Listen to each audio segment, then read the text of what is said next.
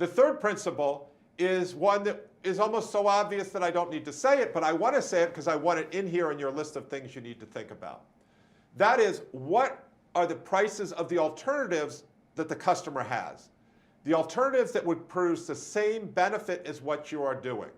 So they might be products that look exactly the same as you. They might be products that the customer that don't look like yours, but the customer could use and they could end up with similar benefits. How much do those cost? Because while we're talking about value-based, what value do you create, you have to think about what value do you create relative to the other options as well. So very important to understand what's the price of customer alternatives for the customer to get the same benefit. Bill, what I like about our frameworks as we get deeper and deeper into the process is that every step we do, DMU, DMP, persona, value prop, now competition, suddenly builds on itself, and our work is cumulative. Every time we get stronger. Yeah, and that's why I think about this as disciplined entrepreneurship. It is a process. It's not just magic. Every step builds on the one before it, and this is why you increase your odds of success, because there's a method here going on. There's a logical process that we're going through.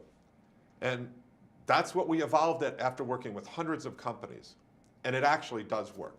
Fantastic.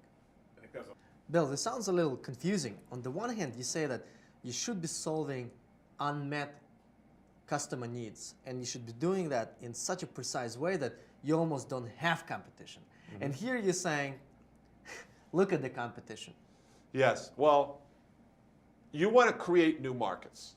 That's clearly what you want to do. And you want to come out with a market, with a product that people haven't seen before. That's why it's an innovative product. But on the other hand, if you're solving a problem, there is competition because they're still doing something today. So the competition could be the do-nothing option. The status quo. The status quo option. Now, on the other hand, I hear entrepreneurs say all the time, there's no competition. If there's no competition, there's no market. Because as soon as you do it and you show the world how to do it, other people are going to enter it. If they don't, it's not very interesting. Or you just have incredible patent protection, which the world has never seen before. But if you produce real value, then other people are going to follow you, and there will be a market. So you have to understand, what are the competitors today, and what will the competitors be shortly after you enter that market? So this gets you in position to be prepared for the competition. Absolutely. And we always talk about, we're not playing checkers, we're playing chess. We're playing three-dimensional chess. We have to think moves ahead here. Yeah. And that's very, very important. So let me just summarize.